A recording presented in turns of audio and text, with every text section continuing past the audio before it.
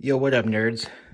I want to make a video showing my computer, which some people have started calling the printer. I don't know why. Maybe it's because it's massive.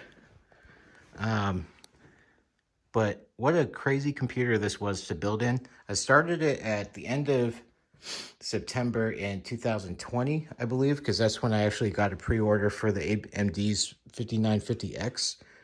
And once the processor was pre-ordered, then I'm like, okay, time to build the rest of the computer. So since then, for the next, I think 2 to 3 months, waiting on the processor to come in was all just research, measuring, making sure things fit. And it was a pain because every part in here I probably spent about 1 or 2 days, I'd say, just watching YouTube videos, reviews, and making sure that they were good. And I like what I got so far. It's been such an amazing computer. Extremely fast, runs super cool, and it's in a case that's not your traditional like Lee 011 that everybody seems to have these days.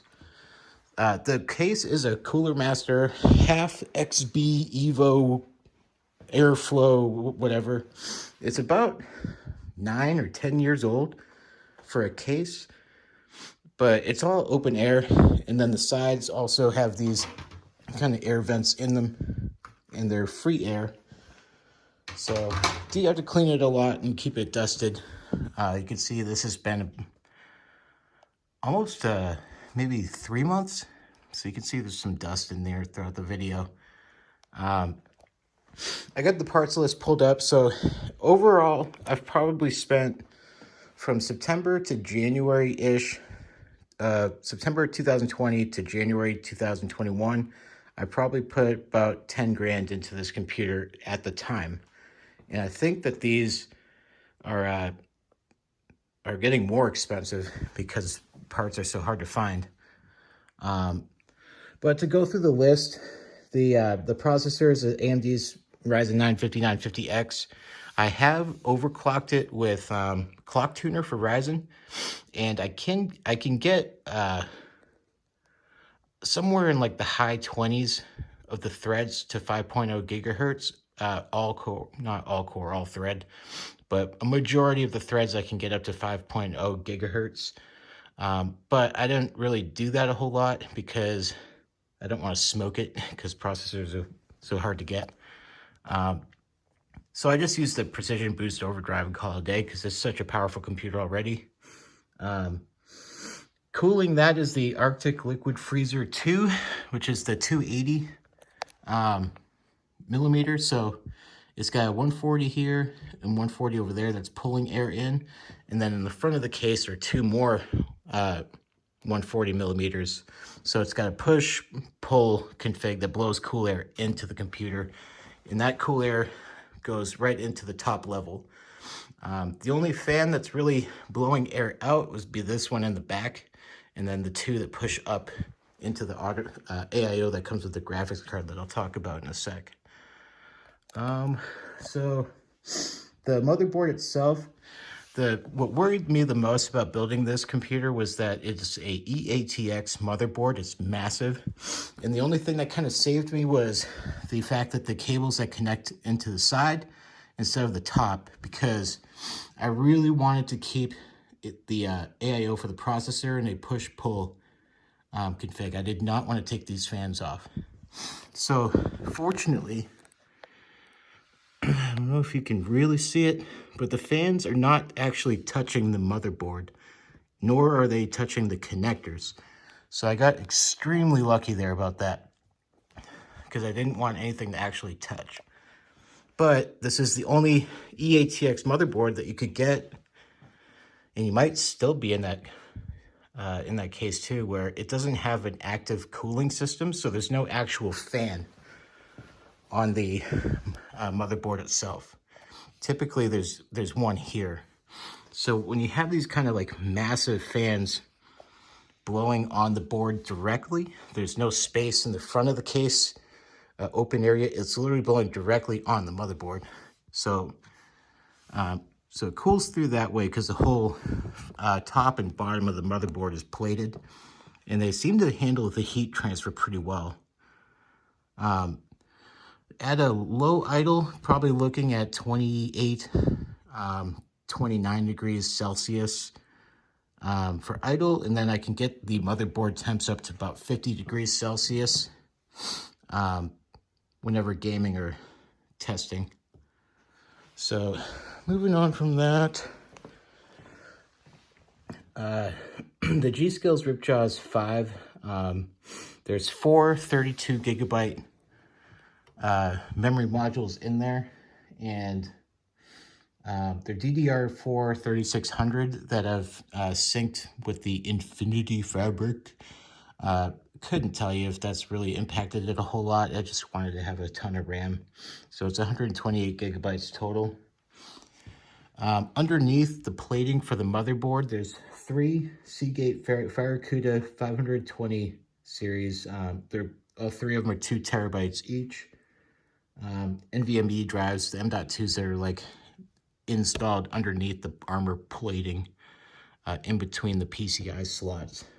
And above the motherboard is that monstrosity, which is Gigabyte's GeForce RTX 3080. It's the Extreme Water Force card, so it has its own water cooler and AIO built in, and it's literally the only card that fits in my case. So another thing I sweated on a whole lot because I wasn't sure if it was going to fit in the case, and as soon as I got it, I threw it in, and you can see that gap.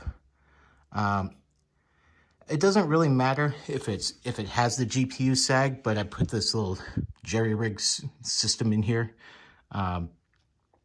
just to keep it from sagging and hitting the fan. But the part where it touches on the fan doesn't move, so it's not like a big deal. So it's a horizontally mounted motherboard with a vertical riser for the graphics card, which makes that also mounted horizontally. So it's a really weird thing to explain to anyone else.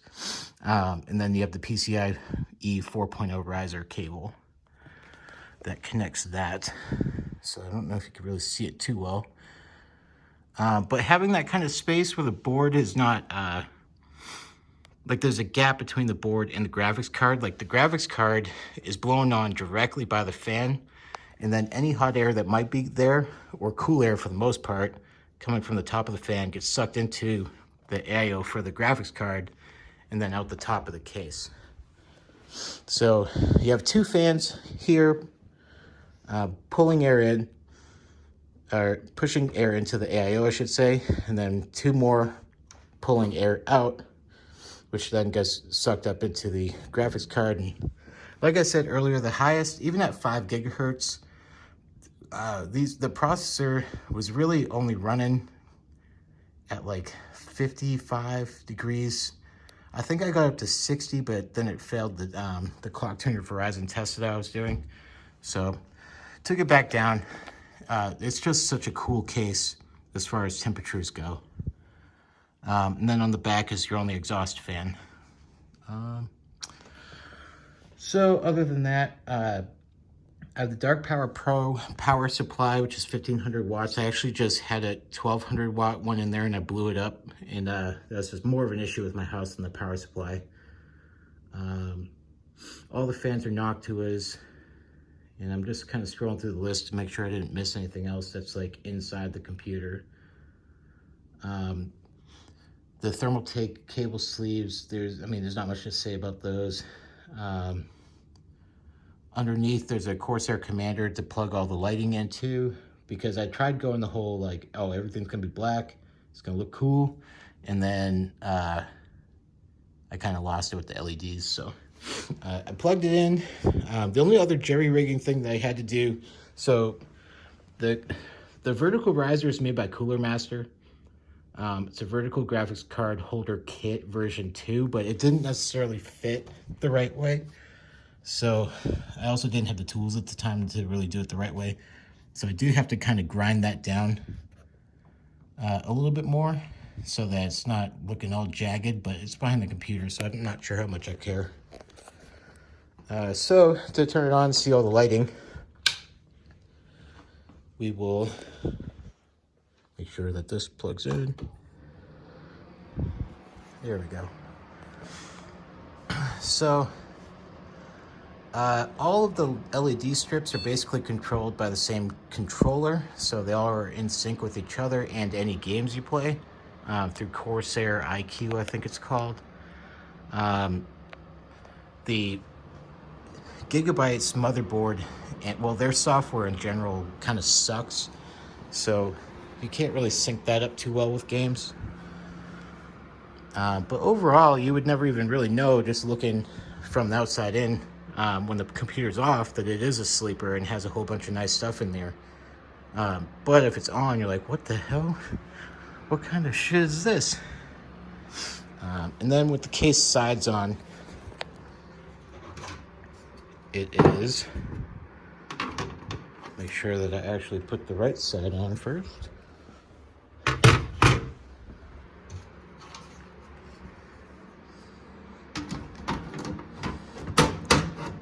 It's kind of hard to see or hard to tell. The hardest part about putting a case, side of the case on, is actually getting it on there in the first place. But it's not too crazily bright either. And I think that's part that I like on it. I think at some point I might get a little crazy and like cut all this out and just put plexiglass kind of window on the sides. But we'll see how that goes. But yeah, that's my computer. If you have any other questions, I do have a link that has all the prices and parts listing for the parts that I have on PC Part Picker. And it's all current except for the power supply, which is the same one. It's just higher wattage in there now. I also have in there my streaming setup too. Cameras, equipment, sound, all the peripherals that I use. Monitors, stuff like that. So I'll link that in the description if you guys want to take a look at that as well.